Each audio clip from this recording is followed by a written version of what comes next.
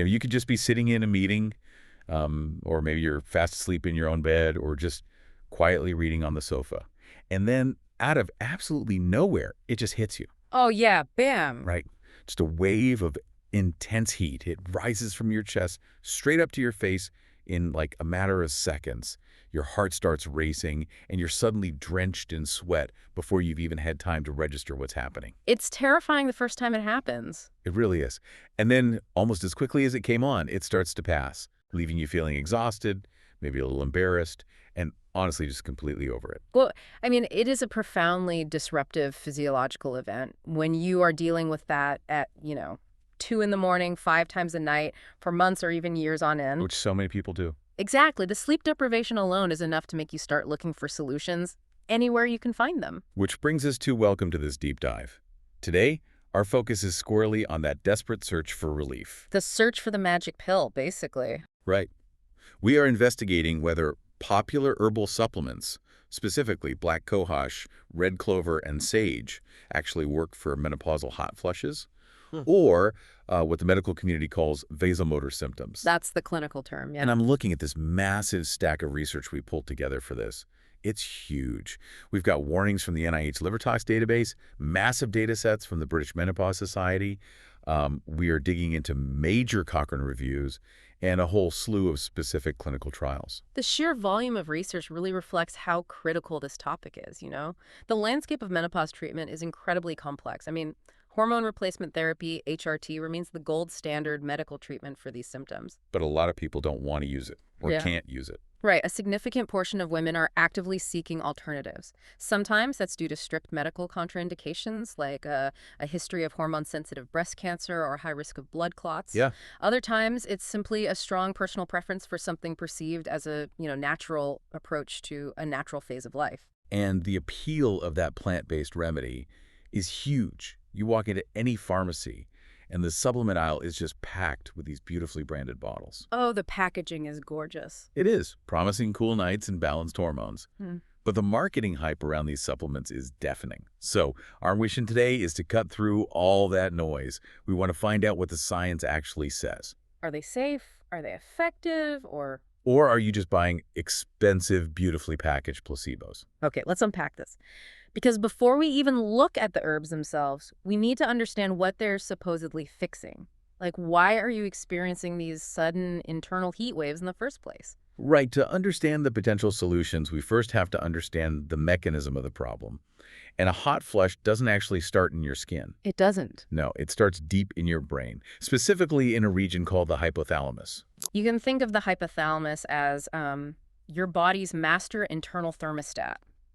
Under normal biological conditions, the hormone estrogen plays a vital, active role in keeping that thermostat perfectly calibrated.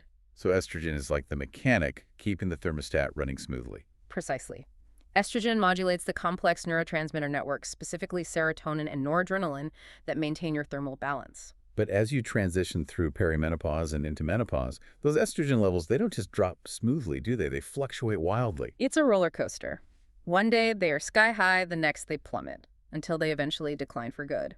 And when that reliable, steady rhythm of estrogen is lost, those neurotransmitter pathways become totally dysregulated. Wow. The hypothalamus basically loses its fine-tuning capabilities. As a result, your body's temperature-tolerant zone, what we call the thermoneutral zone, it narrows significantly. Okay, I love the analogy of a broken home thermostat for this. Because imagine your house is set to 70 degrees. Normally, if it gets to 71 or 69, the house is fine, right? The system just hums along. It tolerates the minor shift, yes. But now, the thermostat is so hypersensitive and broken that just because someone opened the oven door in the kitchen for 5 seconds... Just a tiny blast of heat. Exactly. The system panics, thinks the house is burning down, and it kicks on the emergency fire sprinklers. That paints the perfect biological picture, it really does. A tiny, unnoticeable shift in your core body temperature, maybe just a fraction of a degree that wouldn't have bothered you at all a few years prior, suddenly triggers a massive systemic emergency cooling response. Which is the hot flush. Yes. Your brain sends urgent signals to your cardiovascular system.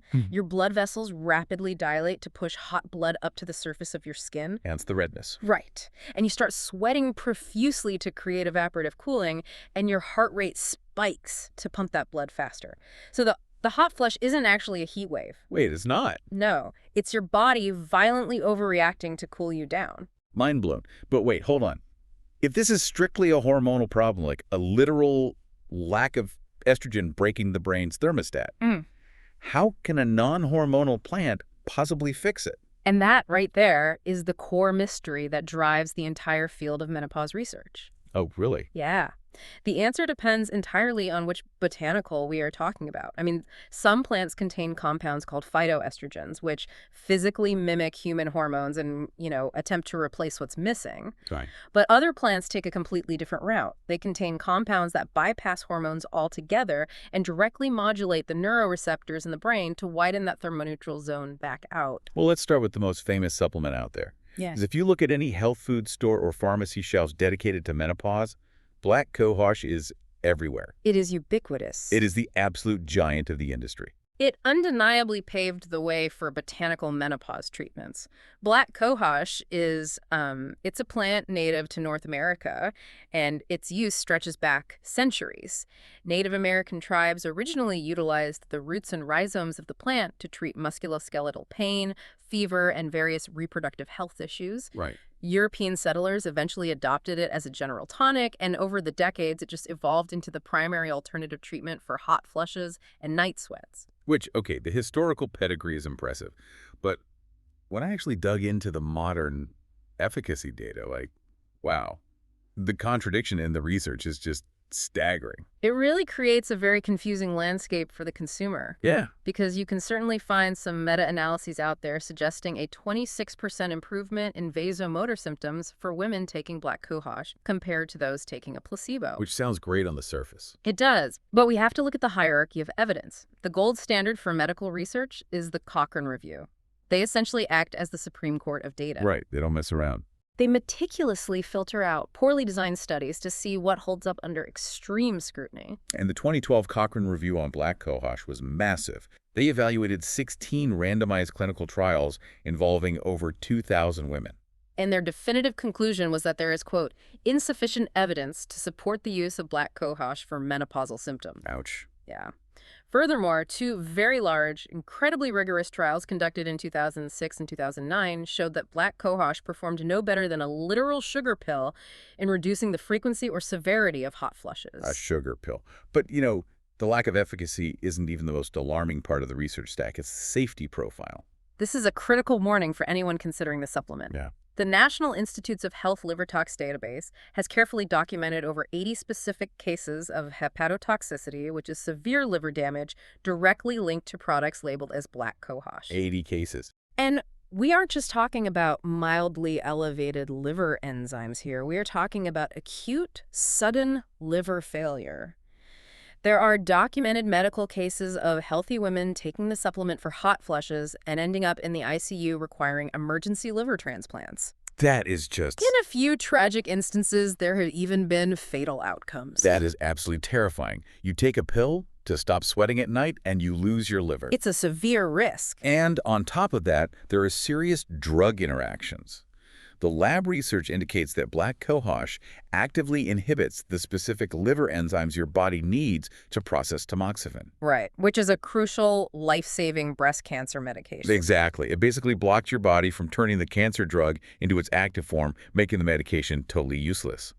So I'm just looking at this thinking, if the Supreme Court of Medical data says it's basically a sugar pill, and data might melt your liver, and it might stop your cancer meds from working, yeah, why on earth is it flying off the shelves? That makes no sense to me. Well, it survives largely on its historical reputation, but that's combined with a massive dangerous problem in the supplement industry, which is product adulteration. Oh, right. Independent researchers have conducted DNA testing on commercial black cohosh products pulled straight off store shelves, and they discovered that a shocking percentage of them don't just contain the genuine North American plant, Simicifuga racemosa. A fake. They are heavily contaminated with cheaper, entirely incorrect plant species imported from overseas, like Chinese Actea. Unbelievable. It's like buying software from a guy in an alley instead of an official app store. You have absolutely no idea what code is actually inside the packet. That's a very fitting comparison. You just don't know what's in the pill. And, to complicate matters further, pharmacological scientists still don't even agree on what the active ingredient in genuine Black Cohosh is supposed to be. You're kidding? Nope. Or what cellular mechanism it's supposedly using to stop a hot flush. It operates as a complete botanical wildcard. So if Black Cohosh is failing because it's a botanical mystery box filled with whatever was cheapest to grind up, what happens when we look at a plant where we actually know the exact chemical blueprint? That brings us to red clover. Yes, red clover, known scientifically as Trifolium pratense. This one operates in the light. We know exactly how it works. My goodness.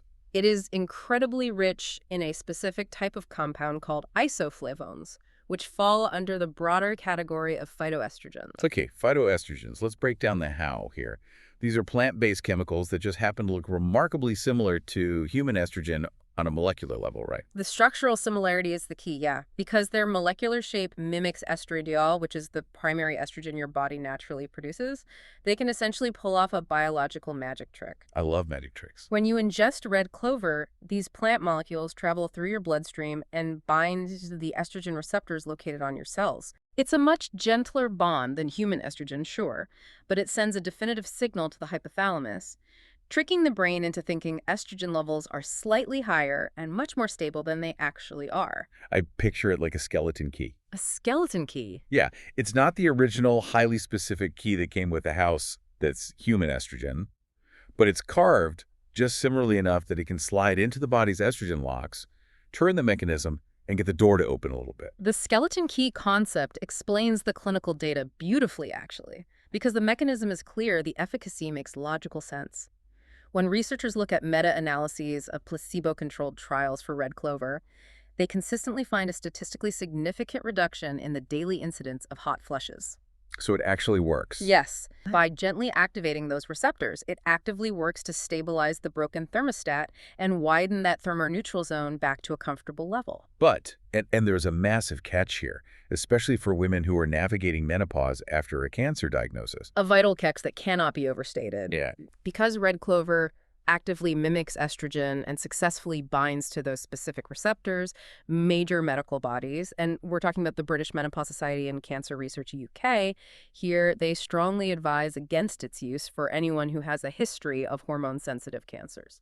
Which makes sense. If you are a survivor of estrogen receptor-positive breast cancer, your medical protocol usually involves starving your body of estrogen to prevent the cancer from returning, right? Exactly. So introducing a concentrated plant estrogen into your bloodstream through a daily supplement actively undermines that goal. So if someone is standing in the pharmacy aisle looking for a natural alternative because they are terrified of the breast cancer risks they've heard associated with prescription HRT, which is very common, taking a concentrated plant estrogen is completely defeating the purpose. It reveals The body doesn't care about the origin story. Not at all. It only cares about the shape of the key. Natural does not mean free of hormonal effects. If your medical profile dictates that you need to avoid estrogen, you must avoid concentrated phytoestrogens just as strictly. Okay, so we need an option that doesn't melt the liver and doesn't feed hormone-sensitive cancers. Which brings us to our third herb. And honestly, this is the one that blew my mind the most when reading through this stack of research. Let's talk about sage. Here's where it gets really interesting. Sage is, it's an incredibly fascinating botanical. Its scientific name is Salvia officinalis, and it possesses a historical reputation stretching all the way back to ancient Greece and Rome. Salvia salvatrix, right? Yes, sage the savior. While it was used for preserving meat, it was also highly prized as a treatment for excessive sweating and age-related memory issues. And what's really compelling is that recently, rigorous modern clinical trials have actually started backing up those ancient Roman claims. Yeah, the data on this is highly promising. Unlike what we saw with Black Cohosh, there was a notable 2011 Swiss trial that monitored menopausal women taking a daily dose of fresh sage leaf extract. And in just 4 weeks, researchers recorded a 50% drop in the total number of hot flushes. That's huge. Right. And by week 8, it was a 64% drop.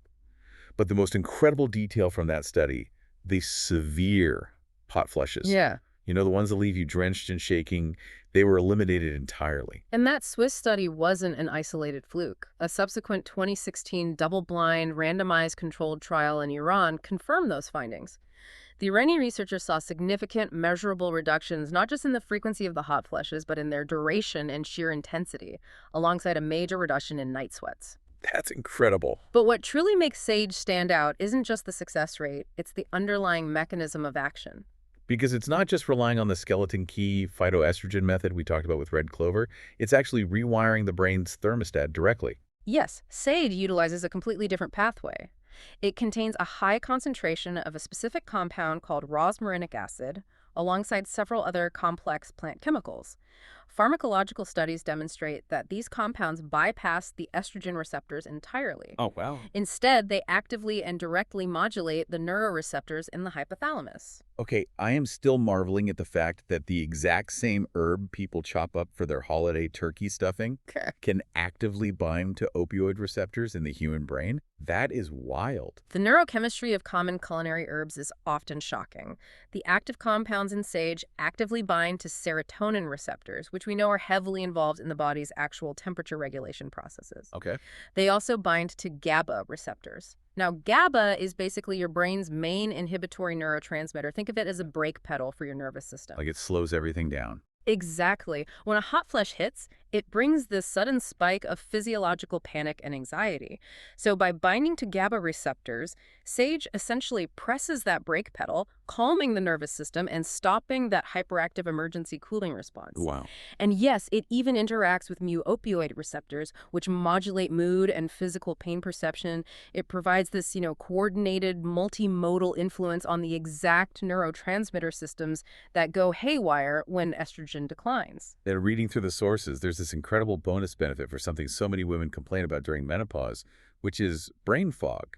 The research highlights that sage actively inhibits an enzyme called acetylcholinesterase. Can you explain how that helps with memory? Sure. Acetylcholinesterase is an enzyme whose primary job is to break down a neurotransmitter called acetylcholine. Okay. Now, acetylcholine is absolutely critical for the brain's ability to form memories, learn new information, and maintain deep concentration. So by actively inhibiting the enzyme that destroys it, sage helps preserve higher levels of acetylcholine in the brain. So it's protecting the memory chemical. Exactly. And when researchers conduct cognitive testing on adults taking standardized sage extracts, they actually see measurable, statistically significant improvements in memory recall, mental alertness, and accuracy tests. Okay, that sounds amazing. But as with everything in biology, we have to talk about the risks. The research notes a compound naturally found in sage called thujone, which is a known neurotoxin. Yes, it is. If you ingest too much of it, it can trigger seizures. So is it really worth the risk of having a neurological seizure just to stop sweating at night? Well, that risk highlights a crucial distinction in how we consume botanical medicine. Thujone toxicity is a very real, documented medical concern.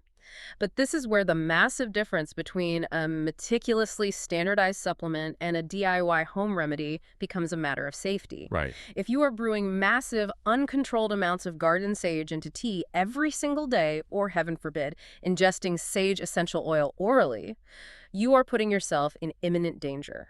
The documentation actually mentions that just 12 drops of sage essential oil taken orally is considered a highly toxic, potentially seizure-inducing dose. Essential oils are incredibly concentrated and should rarely be ingested, period. However, the clinical trials showing impressive safety and efficacy for menopausal hot flushes do not use essential oils or loose tea. What do they use? They use carefully standardized extracts, usually administered in the range of 100 milligram to 300 milligram doses.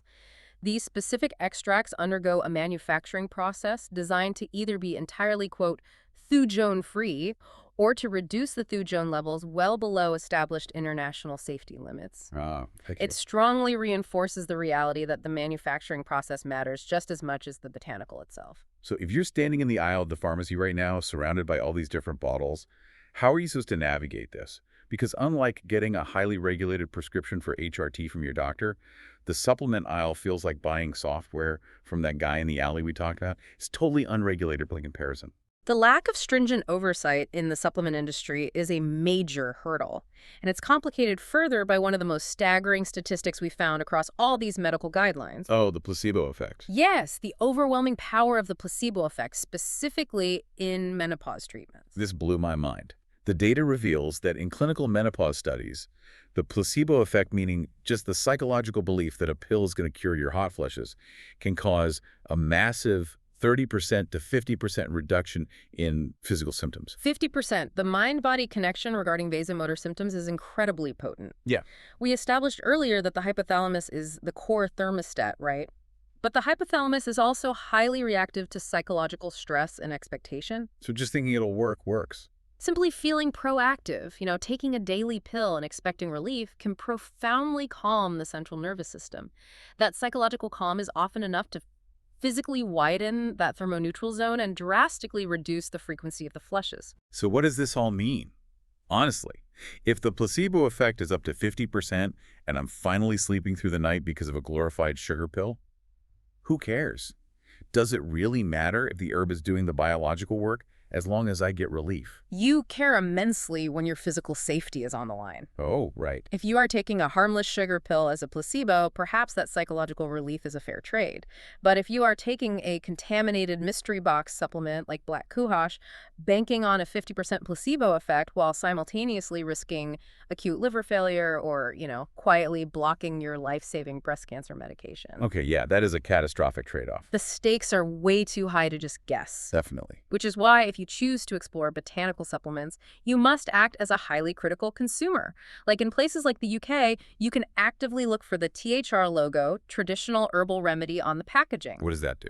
That specific certification guarantees the product actually contains the exact dosage of the plant printed on the label and that it meets rigorous purity standards to avoid adulteration. That's super helpful. And universally, regardless of where you live, you absolutely must disclose your herbal supplements to your primary care doctor. Because natural simply does not mean safe. These potent plant chemicals can severely interact with prescription blood pressure medications, diabetes drugs, statins, and, as we saw, cancer treatments. Exactly. Knowledge is most valuable when it is understood and applied safely. You really have to treat these complex, powerful botanicals with the exact same respect and caution you would afford a strong prescription pharmaceutical. To briefly recap our journey through this stack of research today, we've uncovered that Black Cohosh, despite its massive commercial popularity, suffers from highly questionable efficacy data. And it carries some very real, potentially severe risks for acute liver damage due to contamination and unknown mechanisms. It's a risk. Yeah. Red clover offers measurable mild relief by acting as a phytoestrogen, utilizing a biological skeleton key to stabilize your hormones, but it must be completely avoided if you have a history of hormone-sensitive cancers. Crucial point. And then there is sage, which currently demonstrates the most promising multimodal neurological data. By utilizing compounds like rosmarinic acid, it actively modulates the brain's broken thermostat and neurotransmitters to significantly reduce hot flushes and alleviate brain fog. Provided you specifically seek out safe, thujone-free, standardized extracts. Yes, always. It really highlights the sheer amount of complex, potent chemistry happening inside these everyday plants. But before we go, I want to leave you with one final thought to mull over on your own. We've just spent this entire deep dive analyzing how taking a single, highly concentrated herbal pill can actively alter your brain's delicate thermostat, bind to your serotonin receptors, and trick your hormone locks. They are profound biochemical interventions. They are. But consider this.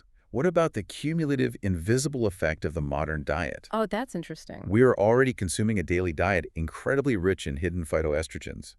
There is highly processed soy embedded in our packaged foods and concentrated flaxseed blended into our daily health smoothies. It's everywhere. What actually happens inside the body when our lifelong, constant background dietary exposure to these subtle plant hormones suddenly collides with these highly concentrated herbal supplement extracts during the incredibly fragile, fluctuating hormonal transition of menopause?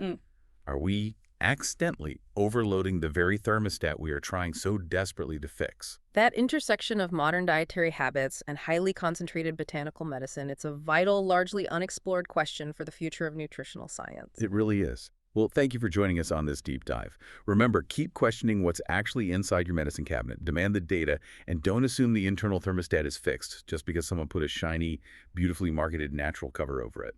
Catch you next time.